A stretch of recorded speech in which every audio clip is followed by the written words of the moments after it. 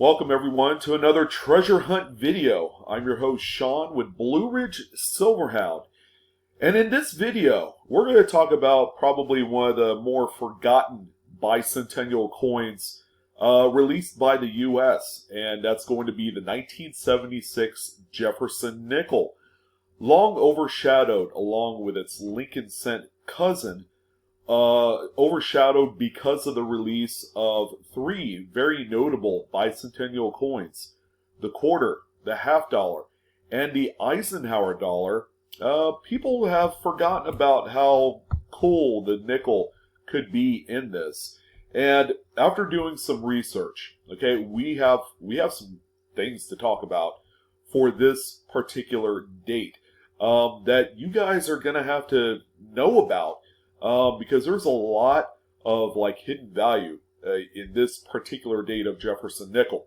So before we go ahead and embark on a really cool treasure hunt adventure, I want to thank you guys for watching. All the support that you've given me through these trying times has been outstanding. As always, feel free to like the video, share the video till your heart's content to your favorite social media site. And subscribe to Blue Ridge Silverhound if you haven't done so already. I know there's a lot of lurkers out there that might be a little shy, but believe me, if you enjoy collecting money, the hobby in general, this is one of the good channels out there. So hopefully that you'll enjoy today's episode. And we're going to go ahead and jump right in. Now, as always with these videos, I like to talk about the business strike coins. Okay, these are coins that were intended for circulation. All right, so your Philadelphia, your Denver, and in some certain cases, San Francisco has minted business strike coins, not specifically for the Jefferson nickel, but they've produced coins for the Lincoln cent that we see in circulation all the time. All right, so in this video, we're going to focus on the Philadelphia struck coins and the Denvers. These are coins, again, produced to circulate into commerce. The proof coins are, of course, San Francisco struck, and those were only made available in proof sets. So because we don't see those typically circulating, if and only if someone had broken a set, we're going to stay away from those. So as far as the Philadelphia and Denver minted coins, okay, I like to talk about mintage. I like to talk about grades. Because believe it or not, every single date of coin has some sort of tremendous value kind of wrapped up in it based off of the highest grade that you can attain for these coins. So for the 1976 Philadelphia coin, okay, there is an obvious absence of any sort of mint mark on the actual coin. Okay, typically it would be right here next to the date. So in between the base of Jefferson's bust and the date in this little empty field area is normally where you'll find the mint mark placement area. So for Philadelphia, no mint mark. There are no shortage of these coins, ladies and gentlemen. 367,124,000 pieces were produced of this infamous Felix Schlag designed coin.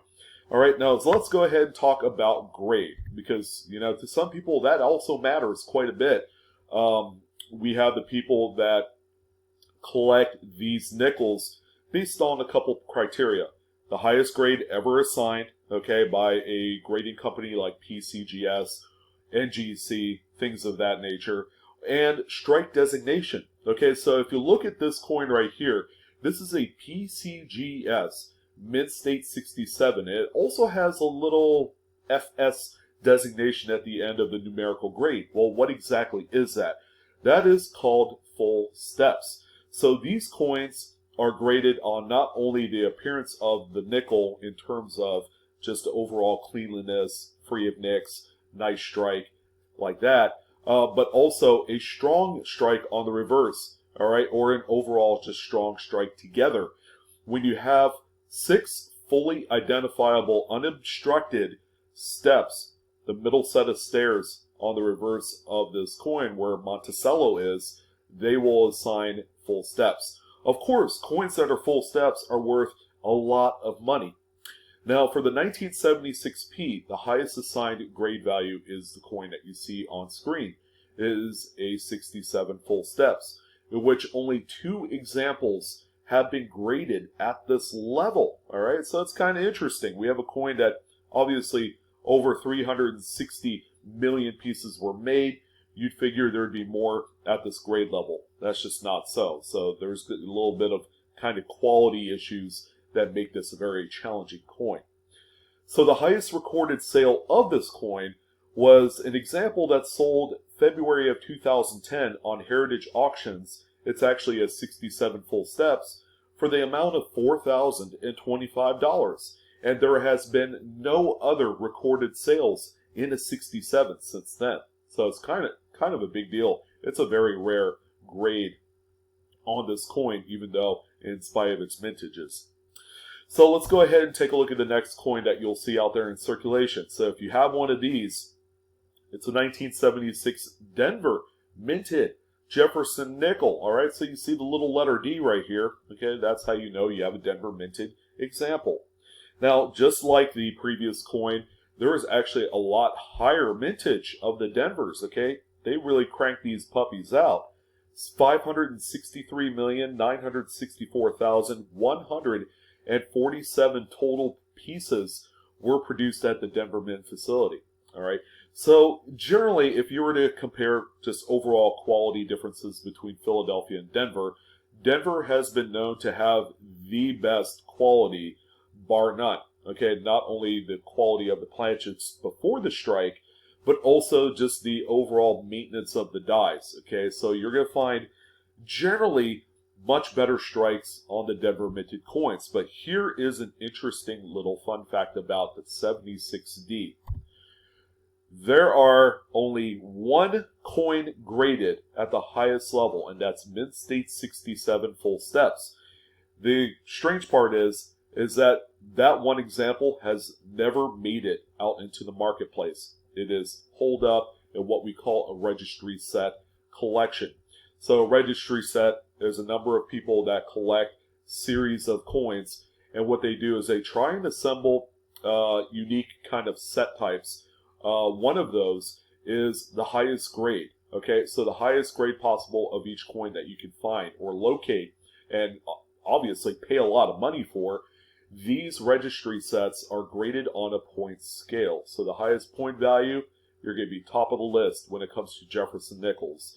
And it's pretty much bragging rights. Okay, they do little awards here and there every year. There's really no other monetary kind of payback when it comes to it, but it's more of a bragging rights thing. And people are just opening up their wallets and paying lots of money for these coins. So there's only 1 coin at the highest grade level in the 67 full steps. Of course, the one that you see here is a 66. This is a coin that was sold a number of years back, and in its 66, okay, the coin is worth about $250 to $300. Now, where it gets interesting is if you're able to find that next example of a 67, that's a coin that PCGS has a price guide value of $3,500 on. So it's kind of like an interesting date, nonetheless, because we have the Denvers in which there are less coins of higher quality than the Philadelphia. Usually it's the other way around. So this poses, and I challenge you guys, if you could look through your mint sets. Okay, that's where you're going to find some really nice examples. BU rolls, if you could find some of those, they're still relatively affordable. And finding a few really top-notch examples that exhibit little to no contact marks and a nice sharp strike. All right. So that is the Philadelphia and Denver minted coins at a glance if you were going to grade them. All right, so I am kind of surprised that there were as many errors as I could locate for this particular date of coin. So we're going to go ahead and take a look at them, and I'm doing something a little bit different when it comes to the errors, because I've been asked, what's the likelihood that we're going to be able to find these errors? And what I'm going to do is kind of assign a 1 to 100 score. 100 being it's going to be the most likeliest coin that you'll find out there. And then, the coin score will drop if it's like a true rarity. It's like no chance that you're ever going to find this. But please, pay attention to the coins that I'm going to show you. because some of these coins have popped up in circulation based off of what I've seen in forum chat pages and other coin roll hunting groups. These things do exist out there. They're not as white whalish as you would imagine. So the first coin on the list is going to be this 1976 Jefferson. Now this one right here has an obvious clip. All right, so it's 40% is what NGC had determined the size of the clip being on this coin. This thing looked like it got bitten by a shark. It's pretty nuts, pretty crazy. It's a really nice high grade. This is probably more along the lines of an extreme example of a clipped planchet than some of the other clipped planchets that you would normally find. Now, in terms of this coin, all right, it does show a nice full date on there. This one grades out NGC, mint state 66 has a mint error, and this one only sold for $67. In terms of errors out there in the community, rim clips are generally some of the most affordable, while kind of visually dramatic. It's kind of like opposites on this one. But this one sold on Heritage Auctions for $67 back in 2017. The likelihood score on this one is going to be about a 60 if you're looking for a coin that looks like this. However, you can find like minor rim clips really easily, and I would give those a score of about 90. Alright, so those are easier to find. They're going to be more low-key in terms of being able to find one and change. But even the minor rim clips are worth about $5 to $10 raw. Alright, so they still have some value. Keep that in mind. Alright, so the next one that we have here is a 1976D example. This one was struck on a split planchet before the strike. So what we had is a coin. Before it was struck, you had this blank planchet, okay? It just looks like a blank, like a plug. And the coin had split, okay? So a layer of the surface of the coin had come off before the coin was struck. So it's going to come off as looking and appearing like a lamination error. All the while, you're going to have this weak strike on the reverse. Now, this one right here is NGC certified as being just genuine, okay? There's no actual assigned grade point on this coin, which is interesting. You can get that done without actually having a numerical grade put on there if you want to pay less money for the service. Now, this coin sold for $84 August of 2013 on Heritage Auctions. And this is a coin that I would give a likelihood score of around 70. All right, so at first glance, it'll look like a lamination, and we know how common those are out there in change. This one is going to take a little bit more research and knowing what you have. Of course, a telltale sign is the lamination look on one side of the coin or the other. And then on the opposite side, you're going to have quite a bit of weakness. It'll look like a strike through grease. All right, so the next one that we have here is going to be a 76D nickel. This one, right off the bat, is a PCGS genuine. It's not gradable because it exhibits some environmental damage on this one. In addition, yeah, the environmental damage is what you see here. It looks like a little spot of acid ate away at the metal, which therefore affected the grade. So this one right here was struck on a 1-cent planchet, okay, hence the coppery color of the coin, and is comparably smaller. It's about as big as a Lincoln cent of its era. So some of the motto has been cut off along with some of the other devices. And on the reverse, it looks very tight. Not all the devices made it onto the coin because of the size of the original host planchet. Now this one right here is a coin that sold for $144 on Heritage Auctions just last year, September of last year. So it's a pretty interesting coin in spite of its warts. The likelihood score, I would give this one a 35. Okay, you just don't see off-metal strikes that often. And, I mean, realistically, how are we going to look for these? If you go through a roll of, say, nickels, this coin will appear a little bit smaller. Okay, if we went through Lincoln cents, of course, the coin will be billowing out of the coin paper wrapping. So, something to keep in mind, but you never know. I gave it a 35 for a reason. because it's a lot tougher to find, but they can be found. All right. All right, so the next one that we have here is the Philadelphia 76. This one was struck 15% off center. A really nice, pleasing error.